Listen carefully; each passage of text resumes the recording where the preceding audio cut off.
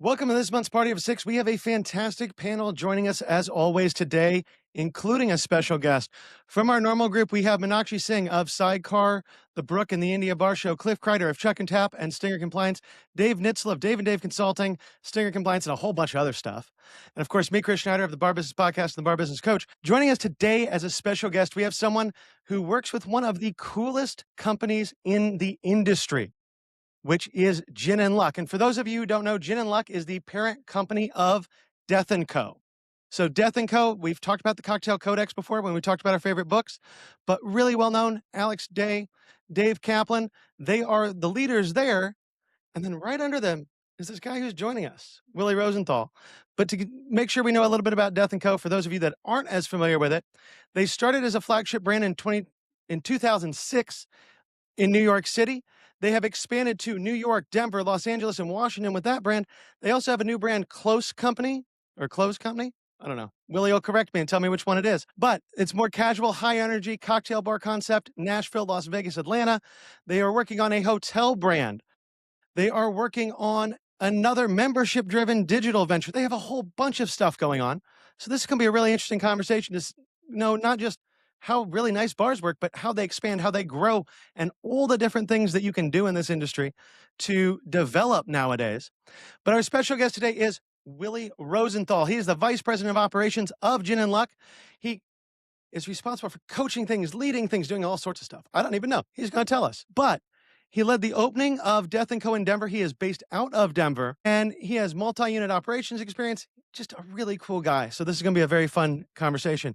Willie, thank you so much for joining us today. Yeah, you're welcome. Thanks for having me. So hopefully I did some justice to all of this, but there is so much to talk about with Death & Co. and Gin and Luck and you and everything else.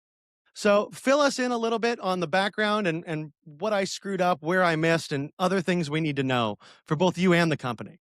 Yeah, you got it, Chris. It is Close Company, a little play on words, Death & Co, Death & Company, Close Company, and keeping, your company close. But let's see, about me, I've been in hospitality pretty much my whole career. I did a little bit of retail in high school. I was a board sports guy in California, skateboarding, surfing, snowboarding. So I worked in a surf, skate, and snow shop because that's what you do when you're a teenager. But after that, yeah, I got my start in a mom and pop pizza shop in college, delivering pies and sort of keeping myself afloat. And the gentleman who owned that pizza spot, it was called Milo's, was actually named Milo. And Milo was a local guy, born and raised in that community. Hospitality and the act of hospitality was at the heart of what Milo did at his tiny little pizza shop. And it really changed things for me. That was sort of it. I watched Milo take care of people and care for people and go out of his way for people in his community, and kind of set me on my path. From there on out, I just wanted to do F&B and whatever this is, 20 plus years later, here we are. Let's see how I got to where I am now. I leveraged the hospitality industry, food and beverage, for some travel. It's a really great way to see the world, right? It's easy to find work as you travel because it's sort of, whether the language is the same or not, the language of food and beverage remains the same. So I took advantage of that after college, and I spent some time traveling Europe. I lived in London. After that, moved back to California, where I got into some fine dining. Again, thought I'd do some travel. So I headed off to Argentina, where I had some friends and did some work there. So also where I met my wife. Coincidentally, she's Guatemalan, not Argentine. And moved back to the US with my wife, Mafi, and found our way to Jackson Hole, Wyoming. Again, that sort of ski bum in me had the mountains calling. And it was in Jackson where things sort of changed and set me on my career path. So I worked for a group called Fine Dining Restaurant Group. Fine Dining Restaurant Group has well, now, I don't know how many, but 6 restaurants, all different sort of styles and approaches to food, a brewery, catering company, a commissary, an ice cream shop, and all these things. And I really was lucky enough to be able to get exposed to all of them.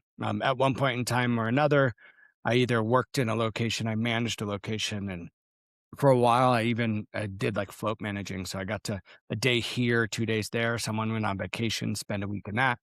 And I got to see everything. So I got to see everything front, back. Catering is a whole nother world. And I spent a lot of time there.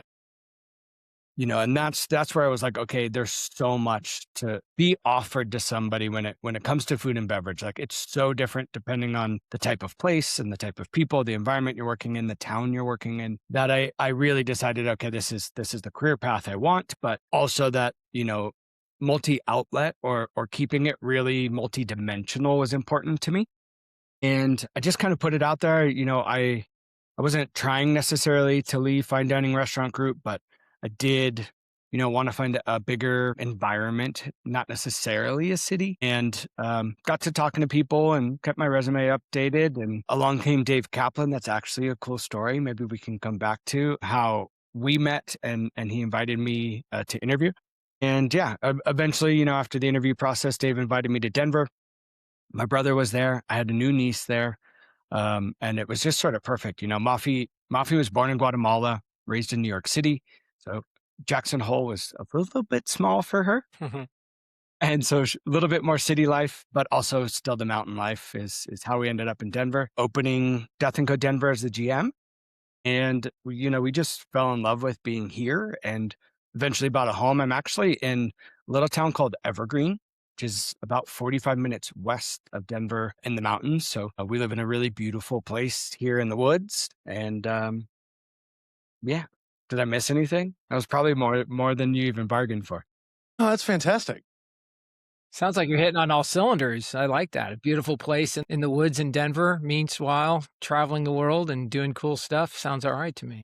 It's a cool industry that allows you to do that kind of stuff. Not every industry does. 100%. So, something I'm curious about, because it's one of the things that's really interesting to me about the kind of Death and Co story overall, Hmm. is you start with a cocktail bar, right? Now you have a giant operation that in really 20 years, it's one of the crazier growth stories in hospitality. Well, Um, Chris, Because what's it is just great? going from that cocktail bar, which a lot of people, well, they have a great cocktail bar. Maybe they have 2, maybe they have 3, but they don't end up in the hotel business, right? So as the VP of operations, that seems to me like there's a lot of not only change that has to happen along that process, but there's also a totally different culture between I run a cocktail bar and I manage a multi-location, multi-brand, multinational organization. So what did that kind of look like from your point in the organization as you went from running Denver to now overseeing something that is so much bigger? Yeah, well, it's actually really only the last 8 years, right? It was just Death and Co. East Village, the New York location, until 2018. So just the one bar up until 2018. So in the last 8 years, really, is when everything has happened. And that's actually really at the heart of why I joined the company. Dave Kaplan had this vision of not just a cocktail bar and not just a cocktail brand, but growing it into essentially what it is today. And I believed not only in his vision, but that's exactly what I was looking for. I wanted the opportunity to work, like you said, in something so multi-dimensional, multi-brand, hotels internationally. And yeah, that's what drew me to it. But it was also Dave himself and the way in which he wanted to approach it and how he approaches things in general. But so to get more to the point of your question, opening Denver Death and Co. was a strategic move for the company. It wasn't just, hey, let's open our second cocktail bar, right? They, at the time, Dave, Alex, along with Devin Tarby and a few other players, had a pretty successful consulting company that had done work all over the world and in all elements of bar, whether that be dive bar or nightclub, cocktail bar, members clubs, distilleries. I mean, you name it. They've done a little bit of everything, including hotels and restaurants. So it was sort of an opportunity in Denver that came to them. Ryan Diggins, the owner of the Rambo Hotel, actually pursued Death and Co. and said, "Hey, I want what y'all do in my hotel." And Dave saw the opportunity to say, "Okay, this hotel has a cafe, It has like a main lobby bar. It has a cute little mezzanine sort of intimate cocktail space. It has a rooftop garden. It's going to do large scale events, weddings, corporate stuff, meetings, parties, and, in-room dining. So you kind of take all of that, and it was an opportunity for Death & Co. to say, look, we have the ability to do all of these things, not just a small 50-seat high-end cocktail bar. We've got the experience to say, hey, we're a cocktail brand that does more than just this, sort of in that, second opportunity to open and be a bit more public. From there, we also got, sort of introduced to hotels. We were, while we lease the spaces, we are the F&B face in all of the outlets, except one, actually. There is one independent outlet for the hotel. So we operate not necessarily independently. We are very much partners of the Ramble Hotel, and all of their guests interface with us the same way they interface with them. And so we got to learn all about hotels and how to operate F&B in hotels through Death & Co. #2, if you will. And so that's when it was like, this is really cool. And there's a huge opportunity here, not just for the brand, but, for the business as well. Hotels are a big money game versus, your standalone bar or restaurant. And that's kind of what led us down that path. So, many years later, here we are, and the property in Savannah that we have now is actually in partnership with Ryan Diggins, the same gentleman who owns the Ramble. So Midnight Artour, our hotel brand, is a conglomerate of both Gin and Luck and Ryan Diggins. That's incredible. So, Willie, I met Dave and Alex, I think in 2014 or 15 or something like that, when it was just the New York City location. And I kind of got to see from afar the aspirational growth happen, which has been incredible. And we wrote about Dave in one of our books, and one of the things that he talked about was always being able to give somebody this holy shit experience, wowing somebody every time they come in.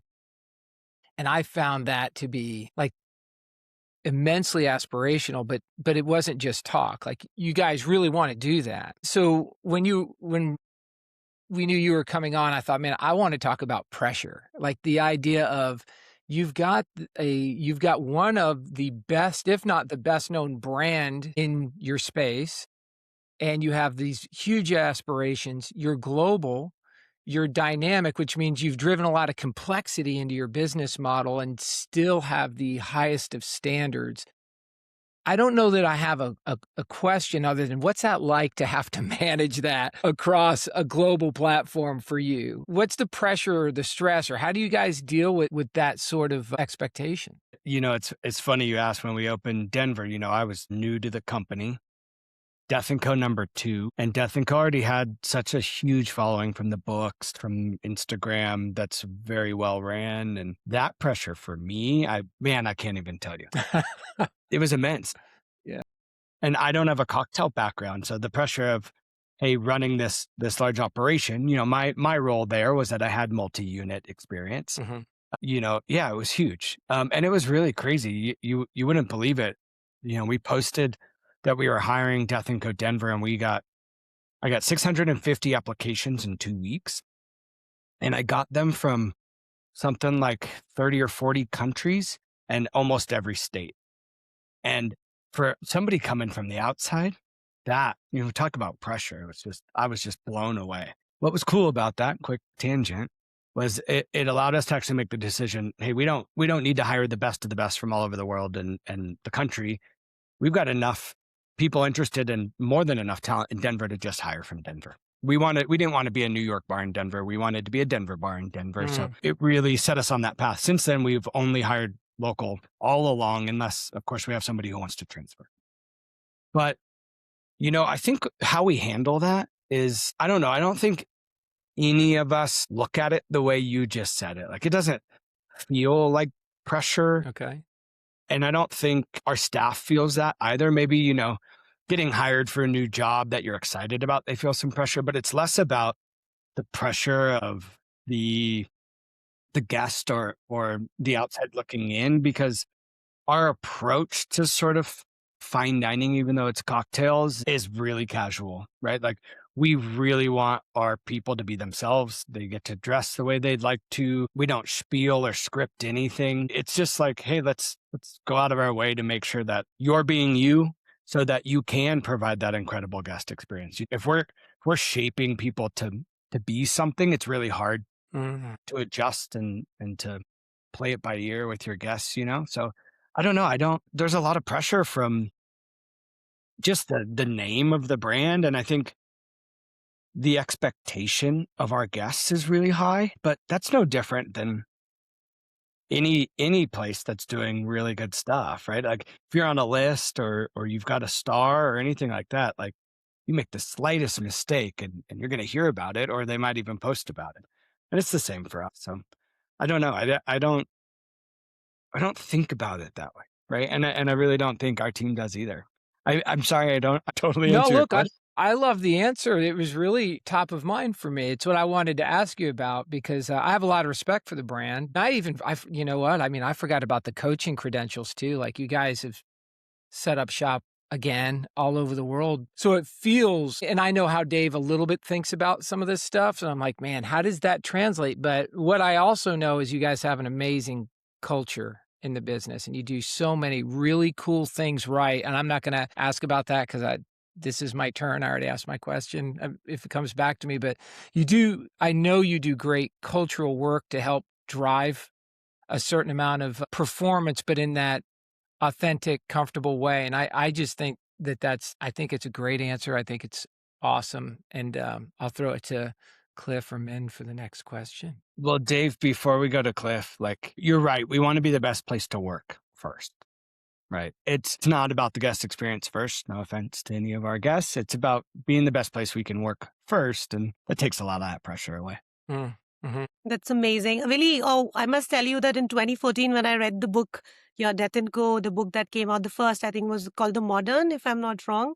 Modern classics, yeah. Yeah, and I still have it behind the bar. I'm right now not in the bar, so I can't show you the book. But that became one of the key things. I run 3 bars in Delhi NCR, and a lot of it is based on making people comfortable around you. And it's a lot about how you guys have described the experience itself of delivering the cocktail experience beyond the cocktail itself. And I feel like that was one of my literally, I mean, I would say that was one of I had just started off as an entrepreneur at that time, my first bar. And yes, some of those books have stayed with us forever. And I must say that's such a key thing that I feel like when we're talking about today in 2026, it's always relevant and it'll always be relevant as it would be, as many techniques come out, as many trends catch up, and as many awards come your way. I feel at the end of it, the core experience is always going to be the same. And I feel you guys delivered that and talked about it in a very guest forward way, I would say. I think that's the mindset that changed the way I also looked at hospitality in a much more, I would say, macro way. And rather than micro way, we always look at, this drink has this, and this, and hence I'll become the best. Or this menu needs to do this. When do you say what is beyond that? And I feel like when you start looking beyond these mini things and looking in the macro things, right, is when I feel like you take the leap, and you guys have taken a massive leap. I mean, my question was about diversification. I feel a little bit of that Chris covered in the beginning as well. I'm a bar owner, and we do some consulting on the side as well. We work with a few brands, and we always talk about the same thing. The biggest challenge is that here I am, talking about my expertise, which is my drinks expertise, my cocktail bar expertise. I'm all about the drinks. I'm all about the cocktails experience, all of that. And then, okay, how do I jump to now I need to do consulting, which suddenly you have to change your point of view and start looking at the other business. You might not necessarily agree with the people you're sitting on the table with all the time. That's always a key challenge. How do you define that? How do you define those boundaries, right? And you must have those skill sets in your team. I'm sure that you have that diverse team as well, right? From a hotel experience to a experienced people who bring that bouquet of experiences into your corporate structuring when you do that, right? So I would like to learn a little more about that if possible, from you. Yeah. The books were really important in describing that guest experience, of course, right? But also it's the product that allows us to do that, right? The product is very good. We spend a lot of time and effort in that. We have people who are experts in cocktail making, and that's the backbone still. But if we didn't have that, we wouldn't have the space to sort of take it casually, right? So I want to make sure I understand your question clearly. You're curious how we, are you specifically asking about, when it comes to a new brand or a Yeah, consulting new project? brand, diversification, growth. The growth mindset when you said 2008 with one bar to the next, which you joined, and then after that, moving on. Is that growth mindset about bringing in the specific set of skills and bringing that sort of an infrastructure together? Where does that leap, and how does a normal business person who's running a few bars, one bar, going to go to that next level? How do I become you? I think first and most importantly, it's, staying true to ourselves. Each of the bars is different, right? They're different in the way they look and feel, in the way they were designed. But of course, they're different in that the people we hired, like I mentioned earlier, are local, and each of these communities are very different. And the people within them are different. And what they're looking for from our bars is very different.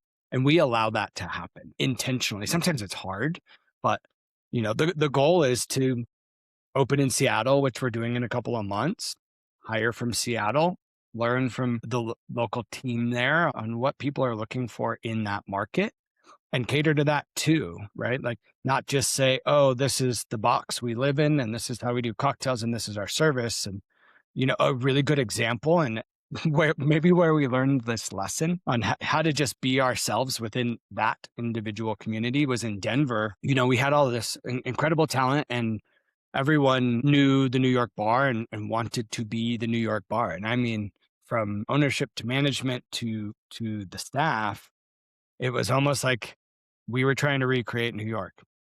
What that meant was they were dressed like cocktail bartenders in New York, which even in 2008 might have been, bow ties or suspenders, bolos, like all the things. And in Denver, people are very casual, right? Like it's flannels and jeans and hoodies and athletic wear. So the staff didn't feel themselves. In fact, they didn't look themselves. And we quickly realized it's because we put them in that box. And once we said, okay, well, let's let you wear whatever you sort of want to wear as long as it's professional and fits the mold, it started to look and feel very much like Denver. But what was still true was the cocktails and the guest experience. The space was beautiful, but it became very much Denver. So, I think, coming back to the answer, I think staying really true to yourself within the brand, Yeah. but allowing flexibility, right? You can't say it's always going to be the same and provide what that consumer in that market is necessarily looking for. And, a lot of brands, as they expand, especially into like big chains, they've got all their systems and processes dialed in so much that it's just copy, paste, copy, paste, copy, paste. And, as we're growing, there's some DNA there, right? Process wise, that is allowing us to do these things faster, but what's most important is we're not trying to copy paste. And if you've been to any of them, you'll see that and feel that. And we hear from our guests a lot, wow, it was so different here or there. And, every guest who's been to all of them has a different favorite and all that kind of stuff. So yeah, I think it's really important that you stay true to yourself, build your systems and processes to make it easier. Other than that, allow the flexibility that each store is going to need. When it comes to a separate brand, which I'm sure we'll get to, a whole nother ballgame. It's been a big learning experience. Right. And when you decided to grow with Death & Co. as the brand name and not change the brand, so you would have, when you traveled from New York to Denver to, so every time when you moved to a new city, you didn't think of a new identity, new creation, or was obviously that was thought of for the brand, assuming the brand name, give you the mileage as well? Yeah, that's a great question. So the plan was always to have some more Death & Co's, but not to only and solely focus on Death & Co., not to saturate the market, not to overdo it where, it potentially becomes less interesting. So Denver opened, LA shortly behind that. And during that time, and actually after, there were some other brands that popped up. There were some other projects we worked on throughout the country under different names. Lost Hours, there was a project called Sparrow in Fort Lauderdale. We did the Danforth in Portland, Maine, which was very much a restaurant. And boy, was that challenging to say, okay, we know Death & Co. so well.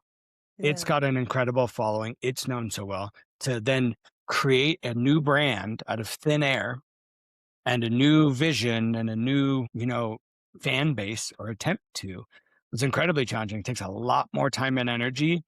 I mean, even coming up with a name and a logo, right? Like the time and energy you put into that just to say, hopefully it works is pretty big risk. We're no longer involved in any of those properties, right? Now that was an intentional decision / COVID decision, but that sort of post COVID as we opened and closed or opened and moved on from projects, we really learned, that it's incredibly hard and we have something really good. So how can we make the most of that without overdoing it? Which is actually sort of the birthplace of close company. You asked when you're moving to different cities, Yeah. what we are fortunate enough to have a lot of folks coming to us from different cities and saying, we want a Death & Co., say in Atlanta. Right. And maybe it's a developer or it's a fan or it's a cocktail bar that's on its way out and is looking for somebody to move in. We were getting all this, hey, come to our city, which is great. But not every city is necessarily built for a Death & Co. That could be population based. It could be the location that was being offered may or may not be the best fit for a Death & Co. And that's really where we were like, well, instead of recreating something every time, what if we did create something that's Death & Co.-esque, has through lines to Death & Co. And in this case, it's really the product. It's what's in the glass, right? That still speaks to Death & Co., but can happen in other places. To be perfectly honest, post-COVID, we were aiming for higher margins, higher volume. Cocktail bars, you don't get a ton of people through the door. You don't have huge check averages, but as Chris and Cliff can probably attest to, you get a lot of people through on a Friday night and have a higher margin in that glass. It can go a long way. So yeah, that's where Close Company was sort of birthed from, right? It was the goal of we do want to have something else, but not a whole bunch of something else's. Right. And so now we can focus just on the two brands. They're different in identity, they're different in style, and they're different in the type of employee we hire, but they're still of place. At the end of the day, they still have that trueness to the guest experience, to the product, and allowing them to become what they are within that city. So it's interesting, they're very, very different. But from our perspective and the way we manage them, they don't feel that different. Yeah. No, I mean, I fully agree. I run 3 bars, 3 brand names. It's tiring. It's like, and you're constantly trying to work on the imagery, the plan, the brand plans, everything, communication, and also constantly your DNA is the same. Like you said, your service orientation might be the same, but it's a lot sometimes about the timelines at which you've operated and how do you consolidate something like this at a later stage, right? So I think you guys got the opportunity during COVID to do that, Yeah, which we kind did. of worked in your favor. Yeah, absolutely. Thank you. Yeah. Thanks. Yeah, it's not impossible, run the multi-brands, but those systems and processes become even that much more important, right? Yeah. So it's like you work on a corporate structure. So with the central marketing team, central finance team, central HR team is how you're able to communicate in the same way through brands. And hopefully you're achieving that because India is also has its own, geographically we are very, very varied. So now north to south to east to west, I'm also constantly under pressure to deliver understandable concepts, where we are and what we're doing. I mean, the timelines might be different in terms of the cocktail experience itself, as you say. So those are different challenges from a country to country point of view, probably. Yeah, something else within that corporate environment we have now is we've got a couple of people that are specifically focused on each brand, right? Both for their expertise and, to keep it sort of small and focused on and keeping it differentiated. We sometimes have a hard time differentiating. Let's say we write out a process of, even if it's writing out payroll, but it's different from state to state, or this brand, handles cash and Death & Co's and Close Companies do not. And so, there's these these other pieces of the puzzle where accounting might treat them both the same. But we have a couple of people, and Matt Bellinger oversees Death and Co's, and Lauren Corvu, who oversees the Close Companies, that help us sort of, keep those brands on brand and ensure that each one's getting what they need individually, even though they're a part of the bigger ecosystem. Cliff? Yeah, I'm just listening here. I mean, Willie's right. I mean, you've got to be hyper local. You can't, obviously they figured it out. You just can't take Death and Co and stick it in Denver. You got to have your DNA, and then you've got to be hyper local in that environment. And even in our little world here in Atlanta, we could say, oh, we're in Atlanta, but we're really not. We're in 5 different little communities outside of Atlanta, which all have a different demographic. And when I say demographic, it's different. And we have different managers. The clientele expects something a little different than in Woodstock versus Lawrenceville versus Alpharetta versus the Battery. So, I mean, Willie's right. If anybody's listening, flexibility has to be key in any expansion, unless you're Chick-fil-A or Burger King or anything like that. But yeah, I mean, I'm understanding a lot of what he's talking about and the challenges.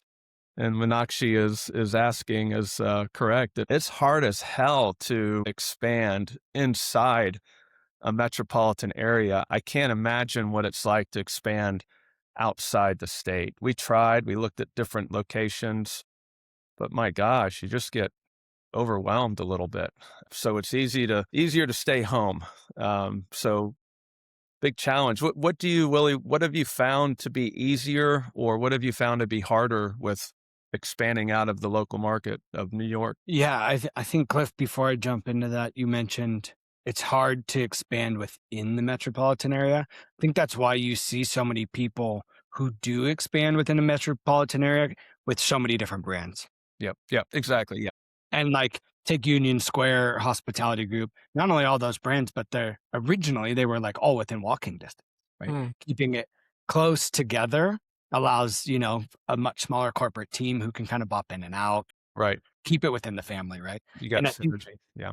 In my opinion, that's sort of the two models. It's like you go big and broad and sort of do your best to keep it the same-ish, or you keep it close and you can get a lot more variability based on your demographic and geography, right? Oh man, the challenge is state to state. And now, I don't know if we mentioned, we're in Australia now as well, in both Melbourne and Brisbane, as of about a year ago, a little less than a year ago.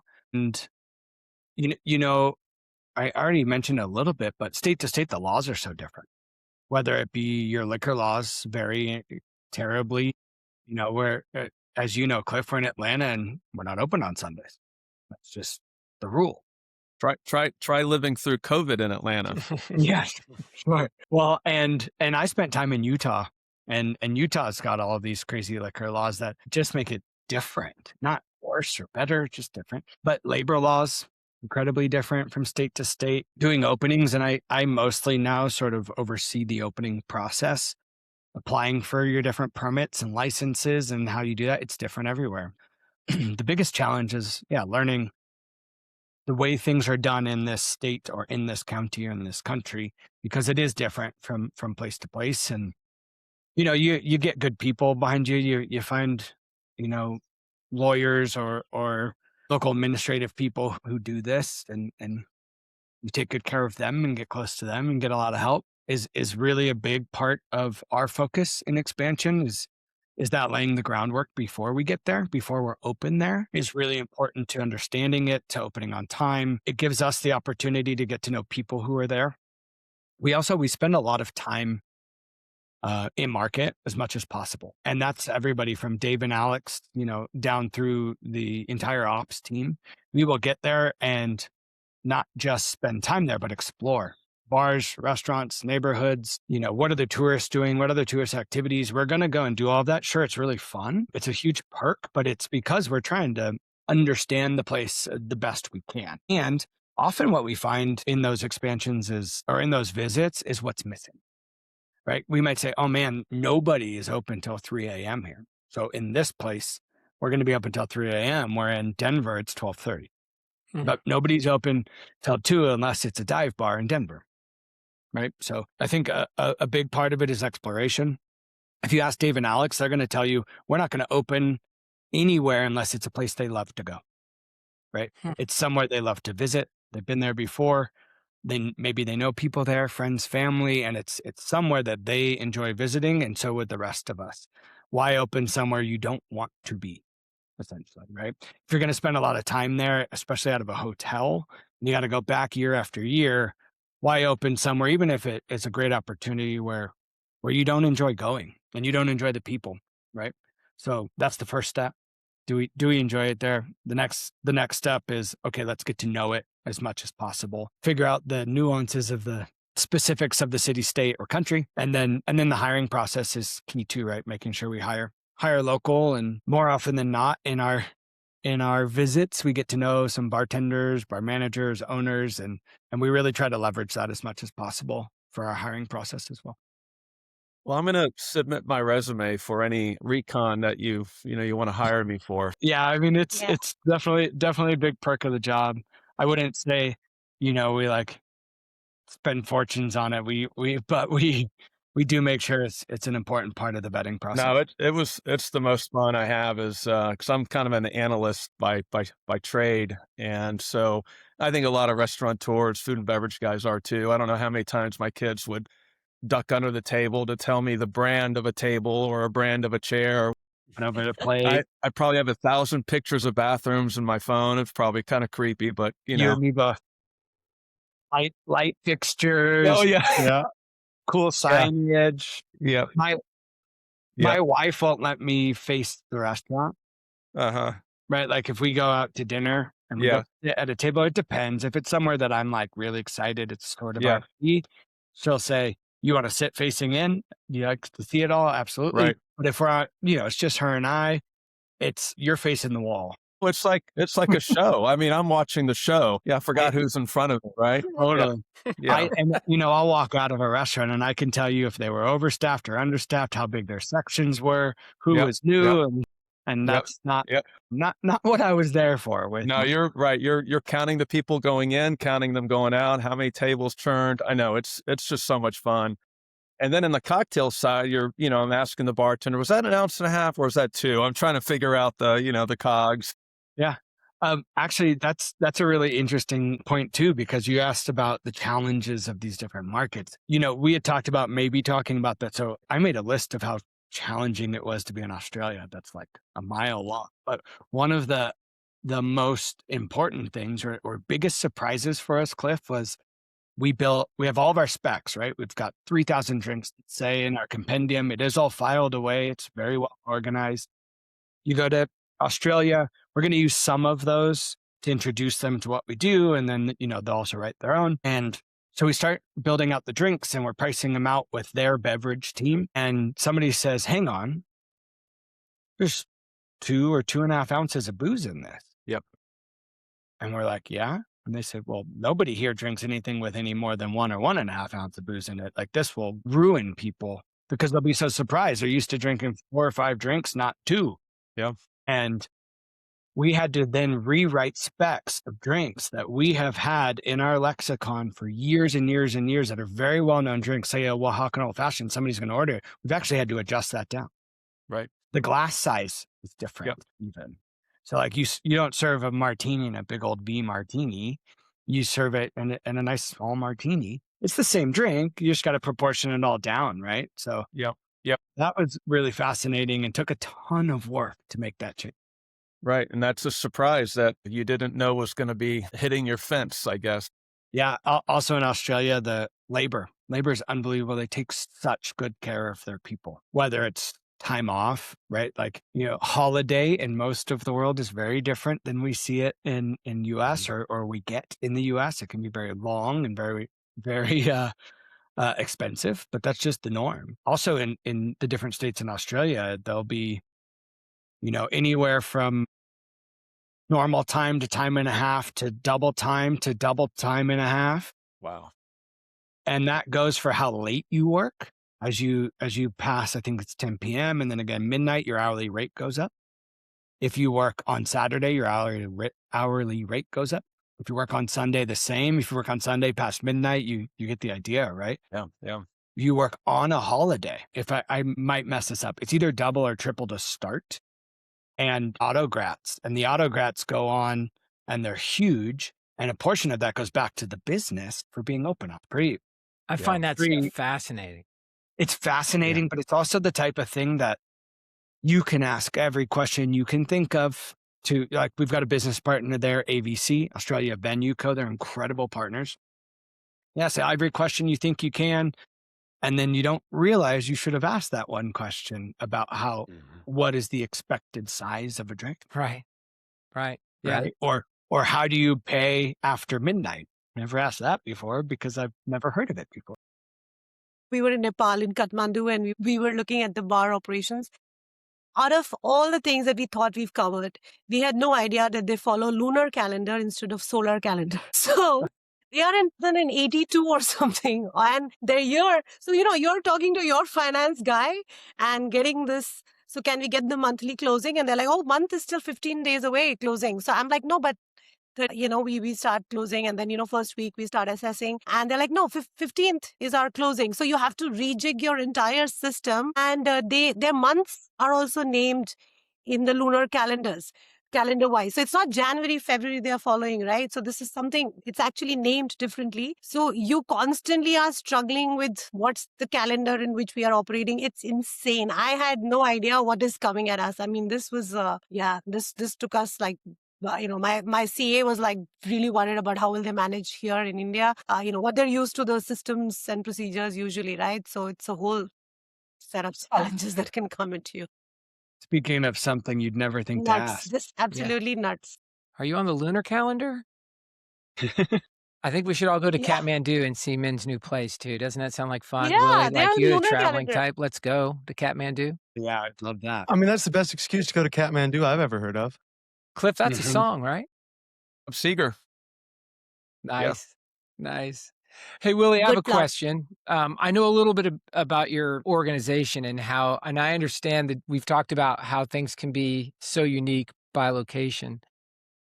But usually in terms of a business culture, a lot of people say, if you look at a LinkedIn, everyone's talking about how important business culture is, yet no one really takes the time to define it. So everyone has a culture. Sometimes it's understood and sometimes it's the Wild West. But you guys have taken the time to be very definitive about your corporate, or not your company culture. Your core beliefs don't change regardless of where you are. The core fundamentals don't change. And you've taken the time as an organization to define what those are and then be able to coach that out, I assume, to everyone on the team, regardless of what country or state that they're in. Could you take them? Because I like this. This was my second best question because I think other people could really learn from it because people talk about culture all the time.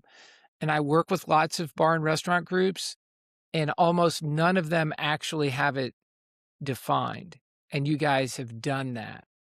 Do you have 5 minutes on that for the world? Especially in the bar world, right? A lot of employees are looking for that family feel, that mom and pop sort of bar environment. And as we've grown and become more corporatized, and that's through our organization, literally the way we're organized, there's the good and the bad there, right? There's some things about that are really beneficial and some that make it more challenging. One of those things that actually on both sides of the equation is our structure, right? So we are very structured in a corporate way, if you will, but we managed to maintain a little bit of that family and mom and pop vibe door to door because everybody's local, and because we're a little bit removed from being within the door. And like you said, core values, right? That sounds like something you hear at a Marriott or Chick-fil-A, like you mentioned, Cliff, is really living core values. We wrote core values, when was that? 2018 or 2019.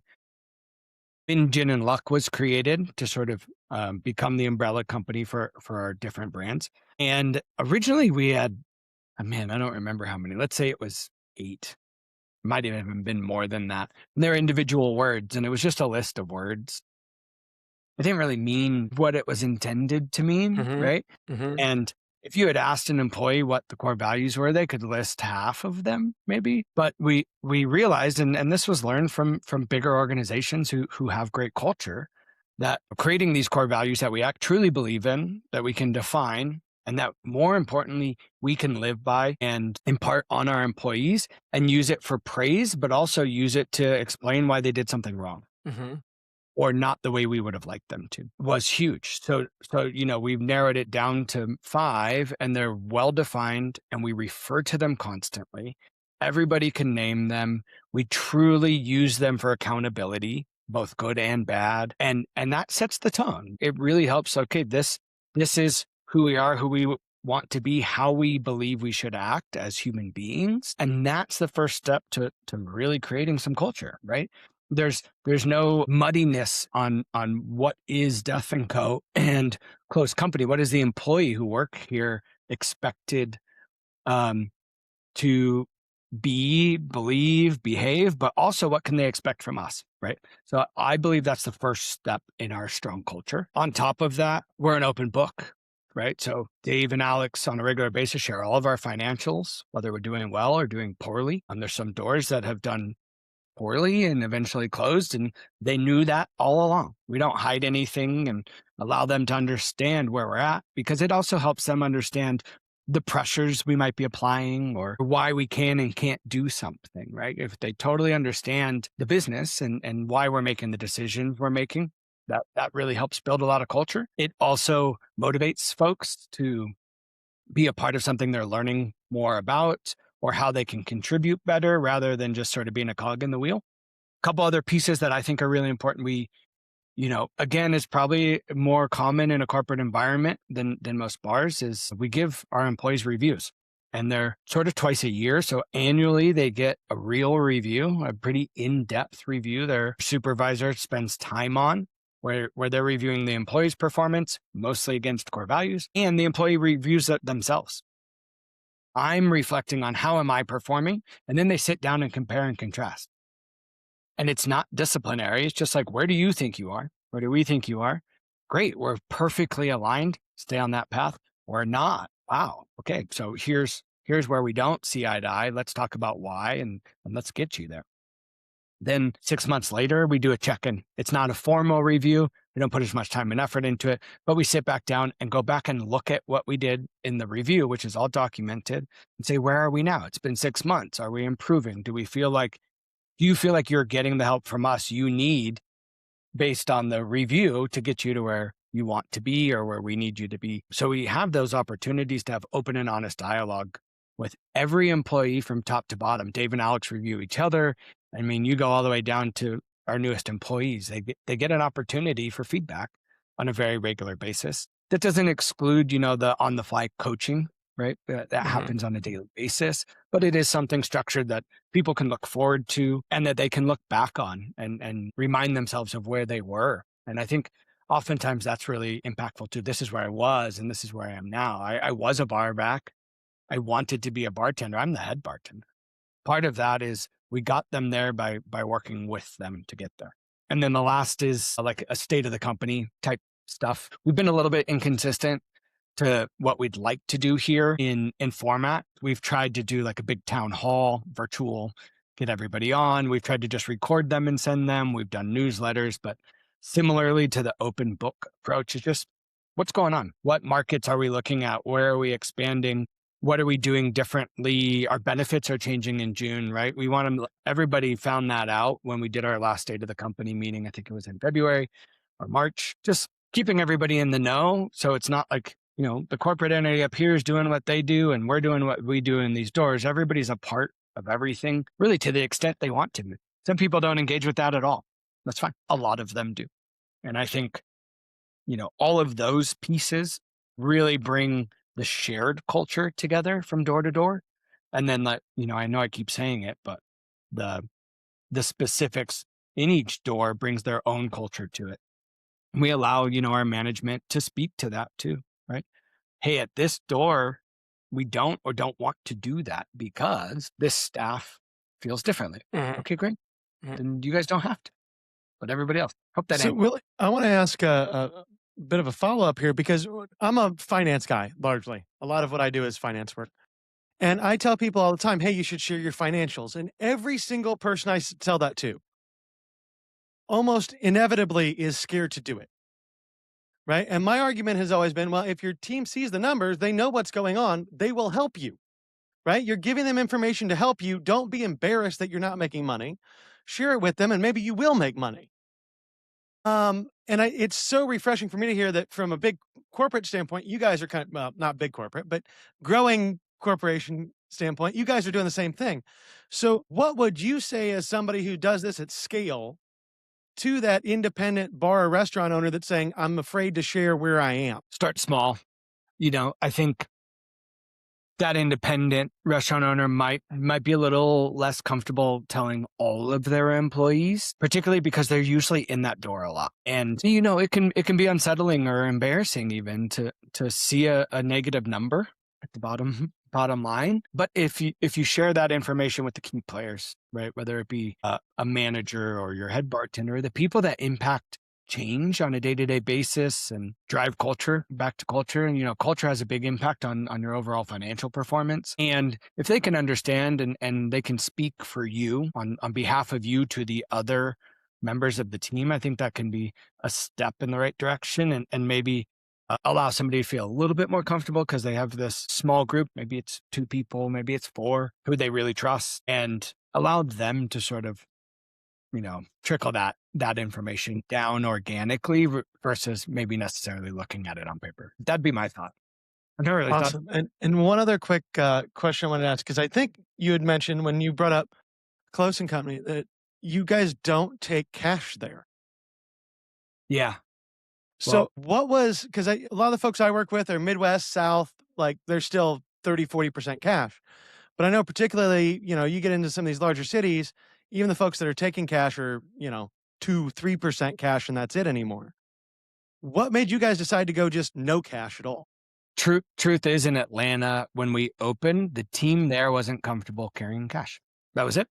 They came to us and said, hey, I think it was one of the managers was like, look, in my last couple of jobs, we didn't carry cash because there were some incidents back whenever. I'm not super comfortable. We said, okay, let's ask the team. Hey, y'all, how do we feel about carrying cash? And the majority said we'd rather not. And we said, okay, right? That's back to saying, what is the culture? What is that local team need and want? We found it to be really beneficial really quickly. Cash handling at opening takes time. Cash handling at closing takes time. Cash disappears. Tips cause arguments, fights, accusations. Cash tips in particular, because who knows where it went. And yeah, it just made things easier. Bank runs don't have to happen. I mean, you name it. For a brand that Close Company, we keep saying it's tended to be a high volume brand. It also doesn't have a very big team. You might walk into a Close Company one night where there's 2 people in the building, right? Like, we don't have the same sort of infrastructure or large management teams. A Death & Co could have anywhere from 2 to 4 salaried managers or even 7 in a hotel property. Whereas, Close Company might have 1, right? Who's really overseeing everything. It just makes their lives a lot easier. And we saw that firsthand. And so we actually switched POSs recently from Lightspeed to Toast. And when we made the switch in Nashville in the POS, we're like, well, let's just switch the cash as well. We are planning to do that everywhere. And I do mean major metropolitan cities as well. Like you said, 2 or 3%. We're seeing 1 to 4% between Denver, New York, LA, and DC. And the assumption is that person, sure, they have cash and wanted to pay with cash. They also have a credit card. They also have a cell phone that pays. So even though they might say, here's the cash, and we say, I'm sorry, we don't take cash. Maybe 5 years ago, that could have been really, really unsettling. And now they're just like, oh, okay, I have another. I have a follow-up culture question, Willie, if I may. Yeah, please. Look, I'm a culture nerd, as you might know, and I do some coaching on it, and I'm super interested in.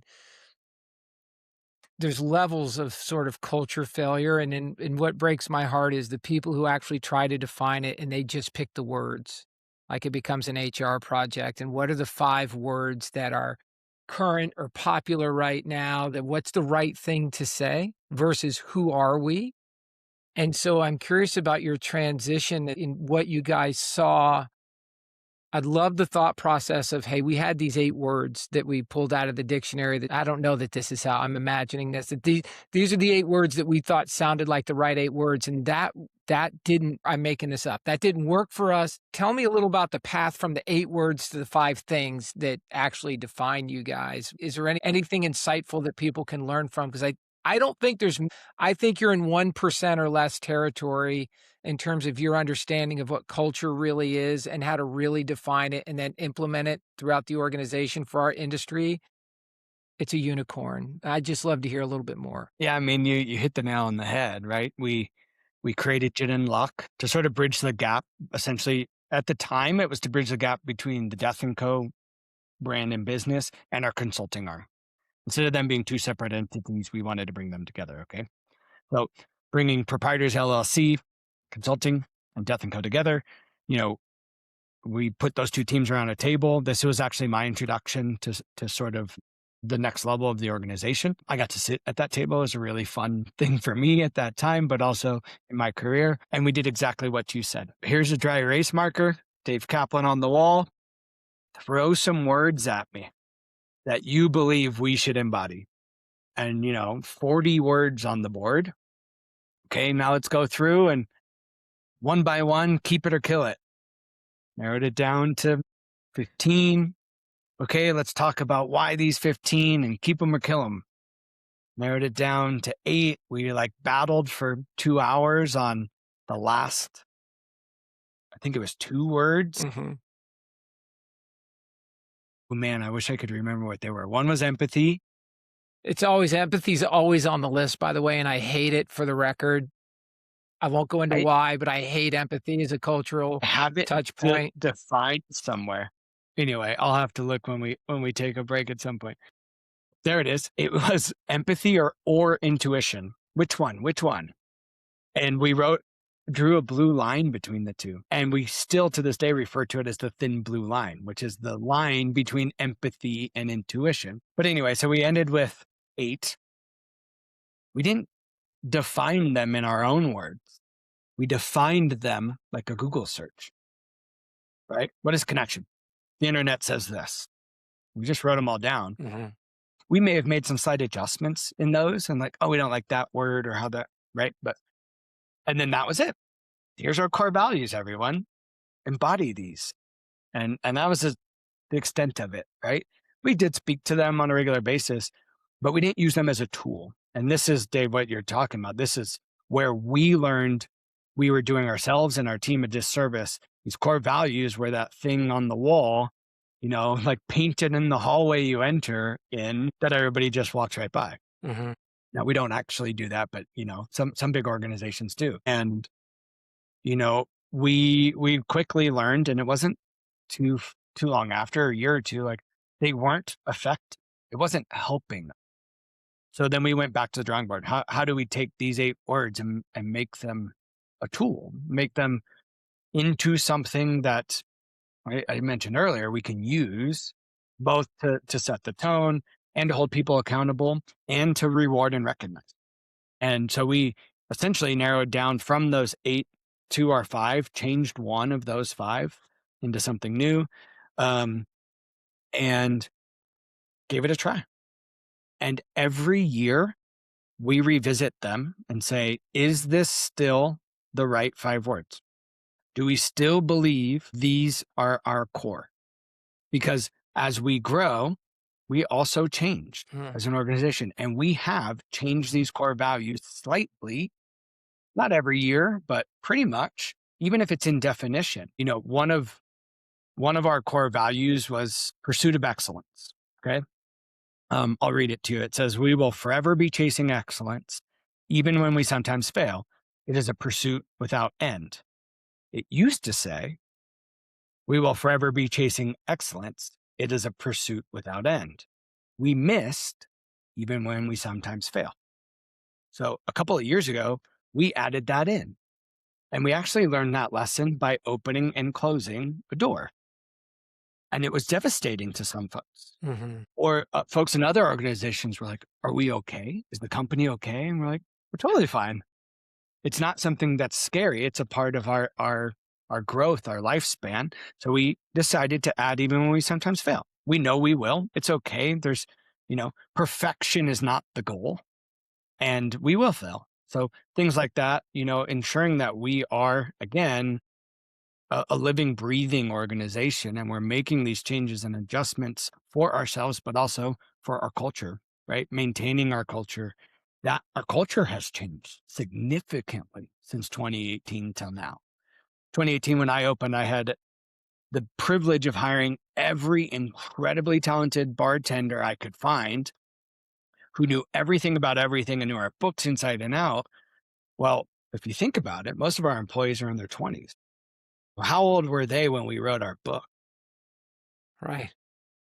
Right? Most of them were 10 and under. So they don't know the Death & Co. book you all read and are talking about, and that we built ourselves on. Death & Co. is not that Death & Co. to our current majority of our employees. So how do we adjust who we are, express ourselves, and create culture to somebody who's not the same type of person that I was hiring 8 years ago? What No, I I can tell absolutely you love. real quick is, I'm sorry, just a real quick. So what, Willie, I love that.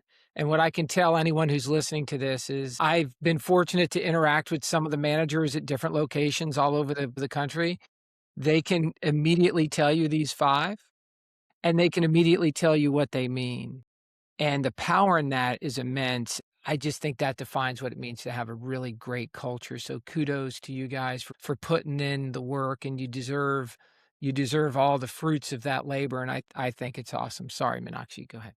Thank you. No, I was just adding on to the fact that um, I love the fact that you talked about growing and revisiting the core values as you grow. Of course, the times are changing, but also your employee set, mindset, the world itself is also evolving constantly, right? Culturally speaking. And it's really key. I feel that you keep coming back to who you are, but also at the same time, is this who you are really, or is this who you were, is the question, right? So I feel a lot of the organizations which I have been part of, and I've seen that, is that a lot of times this happens that we are almost in who we were rather than who we are phase, and they don't really sound very relevant to the team that is joining very much now. They have no context of what happened in even 10 years ago, 15 years ago is a big number. So that's really good that you're talking about evolving and learning with the times, and of course revisiting it all the time.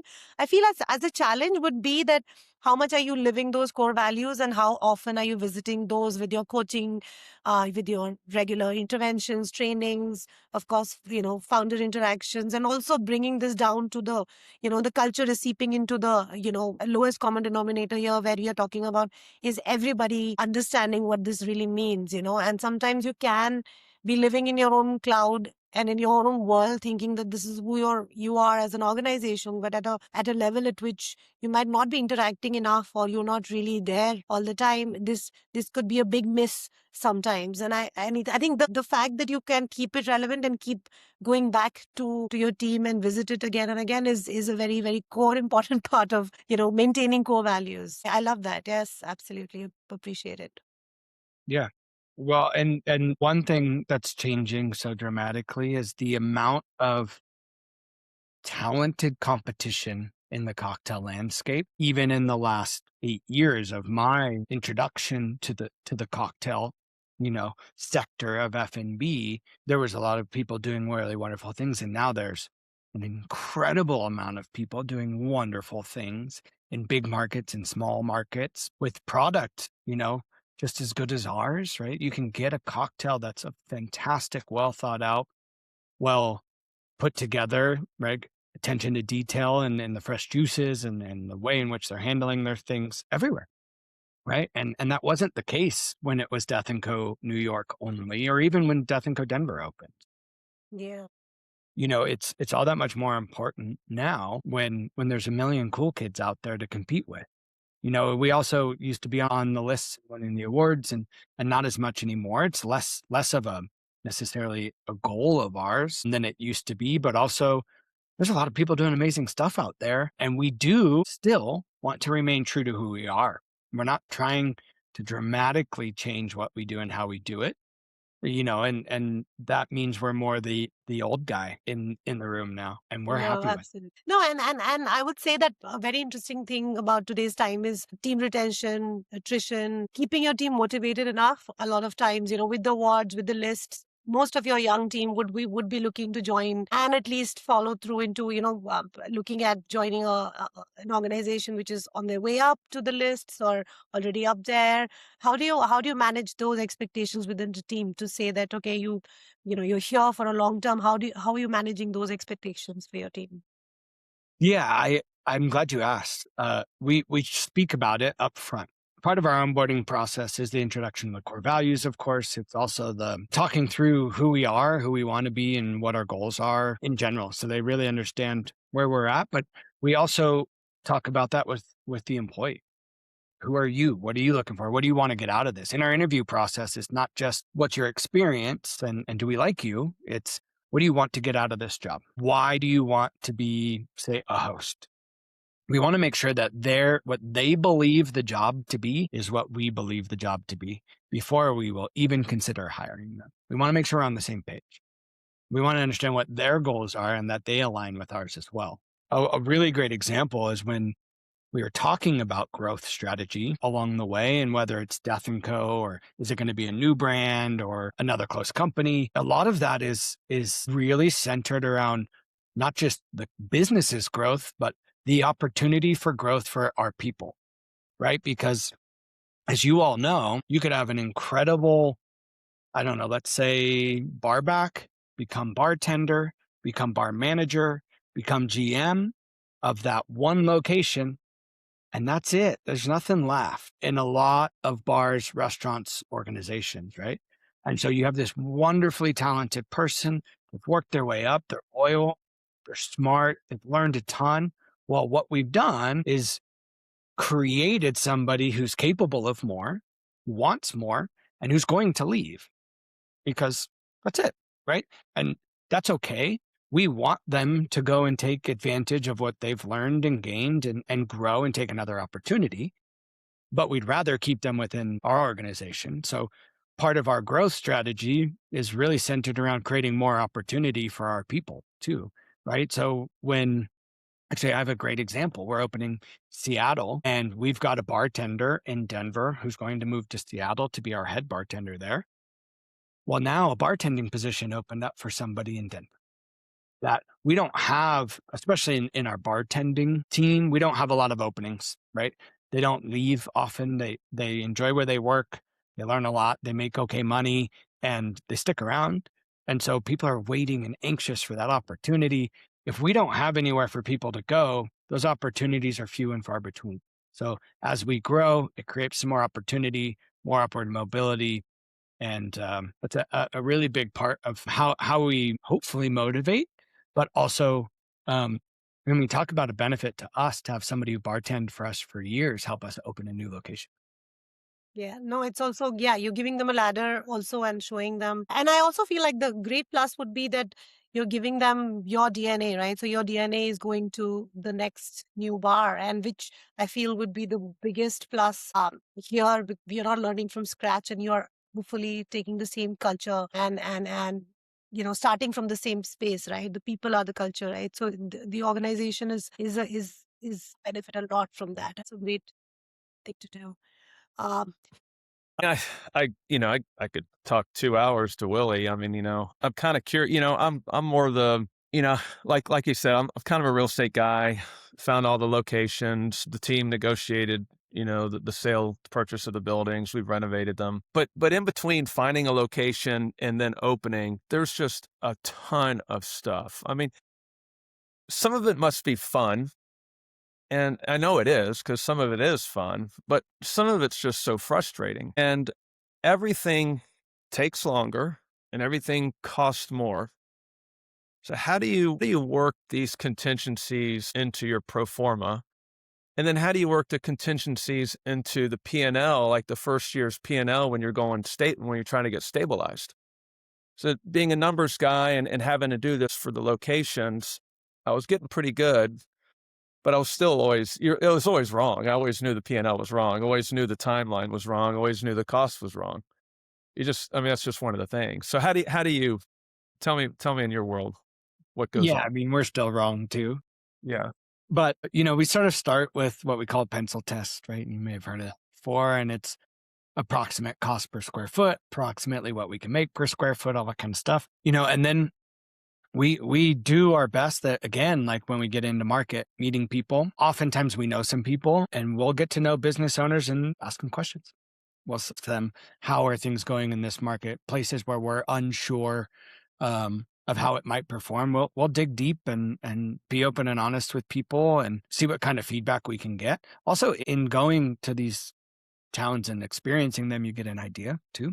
Can be pretty helpful. You're not wrong. Like, the cost of doing business in the world for any business is just skyrocketing. The labor we all know about is incredibly challenging, but also, your fixed costs are we calculated that we're up almost 20% on fixed costs, and you can't translate that down to the consumer at a 20+% if you include the labor price increase, like maybe we used to with a little bit of inflation, right? So it's tough, right? What we're doing now is finding creative ways to raise and drive revenue, things we didn't used to do in the past, focused marketing efforts that we really didn't do. We're growing our marketing department. We're not just focused on social media like we used to be. So diversifying how we raise revenue. Also cost savings. We're really looking deep at what is Death & Co. We spoke earlier about, what Death & Co. is versus what it was, and say, okay, well, the market challenges are telling us we need to look at a different way of doing business, right? We might need to, what's a good example? Create some standing room. We've been a no standing room allowed business for 20 years. Mm-hmm. Yeah. Yeah. Maybe now we need that, or maybe we need to take a step down from how formal our service is, so we don't necessarily need food runners and busters all the time. Right? So we're trying to balance this. How do you create more revenue and create cost savings without completely not being who you are? And those are all the things we're asking ourselves right now. Similarly, the size of the operation, right? So we got bigger in like square footage and how many people we could take. Right. And now we're going back to smaller. Yeah. Yeah. Yeah. Sales per square foot and efficiencies. Yep. I mean, insurance has gone up crazy. Insurance has been one of the hardest things besides labor.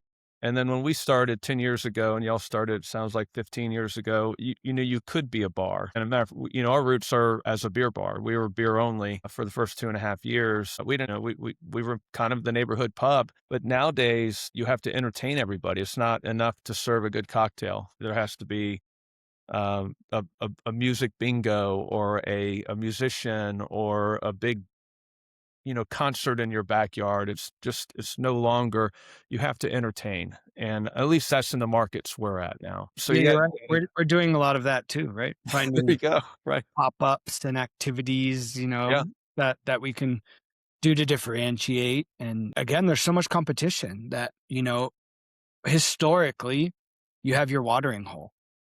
And people went to the same place all the time where they knew their name and they enjoyed whatever it may be. But now most consumers love to try everything, and there's new things popping up all the time, and they want to go there.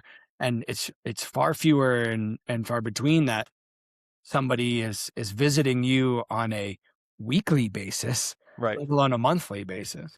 Yeah. Yeah. Yeah. But it definitely diminishes, I think, the overall, someone's going to get hurt. And for instance, a 12-unit taco joint just opened up down the street from us. And there are already 2 other Mexican restaurants in town, and they're just getting hammered. And so, there's a proverb I always use, excess profits breeds ruinous competition. And so here's this taco joint that's just operating, just masterclass on opening and masterclass on marketing, and also the margaritas and mezcal program. And these 2 other locations are just, it's a little bit sad, but that's the business we're in. You could be the hot number, and then someone opens up right next to you and maybe does something a little bit differently, and there's a honeymoon period that you're going to have to survive. Yeah, I think there's something interesting there that we're focused on as well as we move into a new market, which is, when we're hiring, being careful who we're hiring, not hiring more Right. than one person from somebody else, because Yeah. can be detrimental, and but also supporting one another, right? Mhm. Cocktail industry, small. We want to help everybody within that industry. We hope that they would do the same for us. The goal is to send each other business and do pop-ups together and all that kind of stuff, because it really does benefit everyone in this Yeah. case. Yeah, you're absolutely right. Yeah. Well, and Willie, something I if I think may, am I back? Can you guys hear me? Can I tell you something interesting, Willie, that I learned about some of the stuff you talked about with financial challenges that I think might fit your values, but you please feel free to ignore this idea if it's going to get you fired. So working with a group similar to yours that you're probably familiar with, it's all the same challenges and everyone's trying to solve. And as things get more and more expensive, people tend to constrict with the expense. How do I save? How do I cut? How do I reduce with the growing expense? It's a tough way to win. So what I did was I convinced the ownership team to sort of flip that. I did this with 2 different groups with a reasonable degree of success. And what we did, one example, fun thing that might fit your values, is we did a $500 challenge. So we gave $500 every GM and said, do whatever you want with it. Here's $500. You invest it into your location in a way that will generate 4 or 5x. What would you do? And so they went off and they had to think about that. And then they came back with their answers. And basically there was do whatever you want. And when one, just as an example, one person said, look, I know if I have extra bar backs on Thursday, Friday, Saturday night, I'll generate 4x. And they did. So there's a few other 2 unique examples that I can't share. That one's not so unique. But the really great thing about that was, to your point, like open book. Hey, so here's our numbers. And by the way, I've invested in you. I've trusted you. Go show me how you can generate a return, because I'm not in Denver. I'm not in Seattle. I'm not in Sydney. I can't, nor should I think for you. Let me give you money that you can give me a return on that investment. And if you prove you can do it once, I'll do it again. I'll give you another 5, and I'll give you another 5. Now, it's to your point, you're pursuing excellence, and sometimes you're not going to get it right. But sometimes we do the exact opposite. I'm not getting preachy, but sometimes we do the exact opposite thing. We get nervous about the cost. We get nervous about our spend. And sometimes the only way you can re-leverage fixed cost is on the top line revenue. But it's hard to affect top line revenue by shrinking. So you have to do some things that are counterintuitive, and you go, you know what? I need to reinvest back in to re-leverage my fixed cost to drive me back to a place of profitability that I want to be. I'm saying that sort of in general, Chris, to your audience or to anyone out there. We've had some dynamite success with look, $500. It's not like it's this huge risk. But the care and responsibility that people treat that $500 is incredible. And then measure it. They have to show me the return at the end, like prove to me that it worked. It's some cool stuff. So just as a general commentary, I came in, I fell out for a minute, I came back in, I was listening, and it's hard to cut your way to profitability, which Cliff, you were saying that's another good one. It's hard to cut your way to success, and you got to find a way sometimes to grow uniquely out of it, which you guys are doing. But there's sort of the typical answers of, hey, let's do entertainment. Let's open for lunch. And that was actually another one that people opened for lunch during specific hours. They got the green light to do it during certain times and generated huge returns. But sometimes opening for lunch is disastrous. No, we had the largest roofer in the Southeast kind of do a bar spin yesterday, for a couple hours. Boom. They brought a handful of people and they were just buying drinks on it to anybody that walked by. That'll do it. So, I mean, there's, and ironically, that was about $500, so, and then, yeah, you've got to be creative in this market, and you got to fight. You got to fight. You really do. Well, Sometimes we think we have to do all the thinking for our people. Yeah, for sure. It's the same. Hire local, trust the people that are doing the business every day. And if you've done a good job in hiring, why are you hesitating and trusting them on making some I, fairly I agree. small decisions? It wasn't my idea. It was their idea. Yeah, see? Yeah. Well, and we keep saying you can only save so much, right? Right. y- Right. At some point in time, you're eroding your product. Yeah. You're making their jobs harder, right? Especially when it comes to trimming labor. Lunch is interesting because, a lot of places that you see them, and you're like, I can't believe they do lunch. There's nobody in there. Mm-hmm. Well, they probably had people in there anyway. They're probably doing prep, whether those doors were open or not. And so we've got people here, we're paying labor. We might as well also trickle in some revenue while we're here, right? It's an interesting way to approach it. Mm-hmm. Yeah. And also, like a lot of times, really established brands tend to stick to, the brand book, right? Who they are, what they do. And sometimes it's always good to digress to look beyond, the operating hours, sometimes even beyond, the kind of things that you would typically not do. Like, even simple small things like pop-ups on slow nights really, really help you because, and sending your team out for pop-ups on slow nights when you didn't really have much going on. So I think that really we do a lot of chef pop-ups, and we just recently did a book reading with a really, really famous, really well established author, and we put a ticket price to the book reading, and yeah, it was fantastic. It was my leanest hour, 4 to 6, when you're not at happy hours, not in an office, you're in the middle somewhere, and it just works. Like, and it's a zero cost event. I was like, the venue, I just need a ticket, one drink, everybody has to buy. So it's simple and really good quality of people also walk in. Like the kind of people who also walk into an event like this are the exactly kind of people I want at my bar. So it sort of fits and checks all the boxes without the effort that typically it would take to, market an event and create an entire buzz for it, get people into the room, get them to buy. So this sort of really works. I mean, a lot of times collaborations are under almost like, we don't really put enough impetus and importance to collaborations and just pretty much just put them on pop-ups and bar shifts and typical ways of doing collaborations. But I think you can go beyond that, like looking at coffee, looking at chefs, and looking at, you're still in the F&B sphere, but you're doing something completely out of whack, something that nobody expects a bar to do. So it's just fun to go there sometimes. Yeah, it's interesting. Oftentimes those pop-ups aren't about revenue, they're about marketing, right?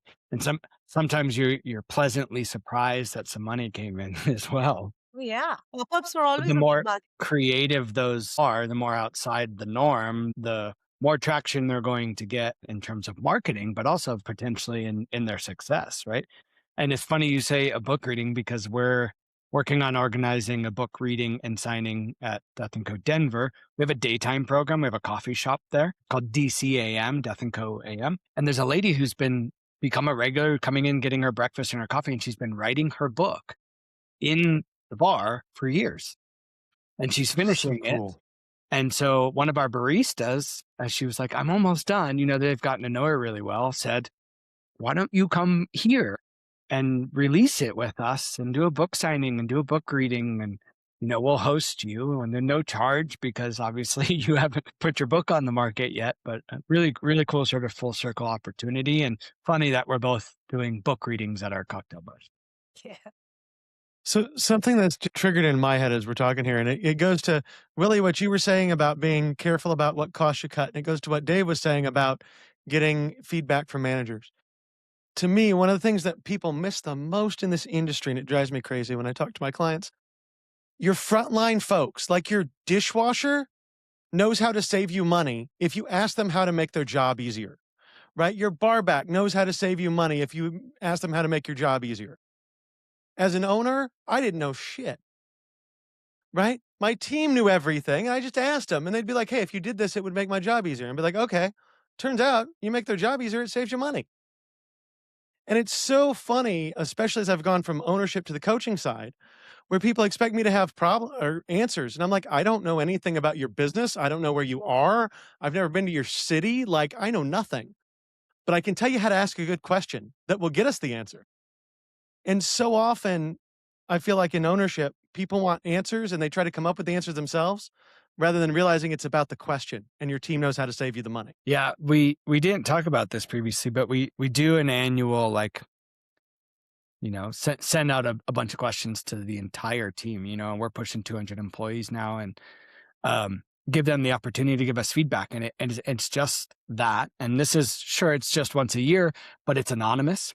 And so it allows them to say maybe the bigger, more concerning things, but we also get all kinds of funny little anecdotes that we can use in one location or all locations like that. And of course, we're fortunate enough that our management teams take a lot of ownership. They treat the bars like their own. And so they're always asking those questions. And frankly, from our perspective, and actually this is getting hard now, they don't need to come back and tell us that slight change they made with the bar back to make the job easier. They just need to make the decision. It's funny, it's changing a little bit. As we've grown and we're hiring new managers, they're getting a little more afraid to just do and like, oh, I need to tell them or ask them and they really don't. We trust them and that's getting a little muddy. And I don't know if that's maybe something we've done differently or wrong with our growth. Maybe it's just sort of this generation and the way they want to make sure they're doing it right. But it's interesting. I don't have an anecdote there, but yeah, it's really fascinating that the change we've seen. And you're so right. I'm sitting behind my computer in Evergreen, even though I'm right down the street from Denver. I can't tell them exactly what sort of staffing model they need. They need to tell me. Yeah, we started, get back to the P&Ls. Our managers and assistant managers get reviewed by my business partner, Zach. Chris knows him. And so we bonus on the controllables as well as other items. So they're always asking those questions on how to cut the controllable expenses, how to increase revenue, how to decrease cost of goods. It's a big chunk of their bonuses writing on that. So, hire some good people, hire some people that like to make a little extra cash, get some accolades, move up in the world. And Willie, like you said, move up and out maybe. If we don't have a position here for them, they'll lateral or maybe step up into some other food and beverage position. But yeah. They're asking those questions probably more than I'm asking them. Yeah. Cliff, I'm glad you say that. Something that really important to us is that piece of, we don't care if you work for us for 5 days, 5 weeks, 5 months, 5 years and leave. What's most important is that, you got something out of it. And I always say, not just professionally, personally, even we have a host right now who's on her way out, moving, and she was so shy and timid and had very little voice. The door at a Death & Co can be very hard. We have long waits. They don't understand that they can't just go and stand, or why is that table empty? I can see it. Well, because somebody else was waiting for an hour and a half and we've already invited them back. They don't get it, right? And so they can be pretty aggressive with our young hosts. And, when we hired her, it was a lot. She was overwhelmed. She had a hard time communicating with guests the right way. And now 2 years later, she has found her voice and confidence and it has allowed her to move on as an individual to something else. And wasn't a professional change. It was a personal change. No, absolutely. The 20-year-olds are all growing and they're growing exponentially between 20 and 25. And you're right. I mean, I've had young men, 6'3", slouching behind the bar. I'm like, dude, stand up tall, man. You're now 5'9". I mean, I know you're 6'4". Let's so teaching one kid how to hold a hammer. I mean, I can't believe he never had a hammer in his hand before. So it's so much. That's the fun part about being the owner and being able to walk in there and kind of, throw some fatherly love around, But yeah, they and I was an industry kid. I worked in fast food and lots of restaurants from 15 to 25. And yeah, that shapes you. So I think it's a fantastic industry to be in, whether you're passing through or whether you chose it or whether it's a default, but there's some negatives and, we can talk about that some other. Yeah, because unfortunately we are pushing against our time. So I want to first of all say, Willie, thank you so much for being here. Then I want to also give you an opportunity. Is there anything else that we have not touched on that you think people need to know? Ooh, that's a good question. I think How good of a skateboarder are you? pretty good. Much better surfer and a much, much better snowboarder. Nice. That's interesting. I think something that I was dwelling on a lot in sort of preparing for this conversation is, I think things have changed a bit in our industry and our guests want really authentic connection more than ever. And I truly believe that what sets that really talented cocktail bar with the delicious drinks and beautiful space and dialed service apart one from the other is that personal touch. It is the true definition of hospitality that separates one from another today, not what's in the glass, not how cool your space is, not how well trained you are. Although that is wonderful and valuable and is a part of the experience, but people are really looking for that. And I think it's hard to find naturally. Something that we've seen a lot of success in is the behind the scenes stuff, the systems and process. We have tons of process. It's gonna be overwhelming for somebody who came from a mom and pop that had none. But the more of it we have, it honestly allows more time, space, and energy for those organic conversations and those true connections, because the other things, the behind the scenes, the how-tos, the what you need and when is dialed in. And I think it's really important for people to know that right now, I believe the future of the bar business is about developing leadership. It's not about developing cool cocktails, techniques, technology, doing something nobody's ever done before. Frankly, it's going to be really hard to do that. Technology can do it, but at the end of the day, pretty much every drink's been made in one way or another. You just half an ounce more here or there, if you will. It's really about leadership. It's about people, culture, and those connections. And that's really where we're shifting our focus to the best of our ability. Hence why a bunch of my leaders are meeting with Dave on a regular basis. Before we let you go, give you an opportunity. Anything you want to push? Any Instagrams people should go check out? Any websites they should go to find out more about Gin and Luck, Death and Co., any of it? I wasn't ready for that either. Well, we are opening Seattle, and we will be hiring if anybody in that area is seeing this. And we didn't talk much about our hotels, actually. I'd love to plug a Midnight at Tour Hotels. We've got one location in Savannah, Georgia called Municipal Grand. Beautiful property, small boutique hotel, very F&B driven, much like the Ramble in Denver, which is hired in F&B or outsourced F&B. But we own and operate the whole thing. It's been an incredible challenge to learn hotel operations, and it's really fun. The food there is incredible. The drinks are on par with anything we do anywhere else. It's got a cool rooftop pool bar that's open to the public, and probably my favorite bar in the company called the Hot Eye in the basement, which is just like a little fun, cocktail bar with dark lights, loud music, really fun atmosphere. So yeah, go see Municipal Grand in Savannah. Yeah. Well, we'll make sure we put links for that and everything else, Gin and Luck and Death and Co. related, down in the show notes. So if you're listening, you want to check out more, scroll down. It will all be there. With that, Willie, thank you so much for joining us today. This has been a fantastic conversation, a lot of fun. And it's so great to learn from someone who has been through that transition of, going from the second store in a brand to now multiple brands, hotels, the whole bit that you guys are doing. I think it's just such a cool and unique story. So really appreciate you coming on and sharing that with us. You're welcome. Thanks for asking me too. This is really fun. As Thanks, Dick Willie. knows, I've never done anything like this before. I enjoyed it. You guys make it easy. So thank you. Thanks for being here, man. It was fun. Yeah, definitely fun. I no longer get to be just the guy behind the scenes because of this.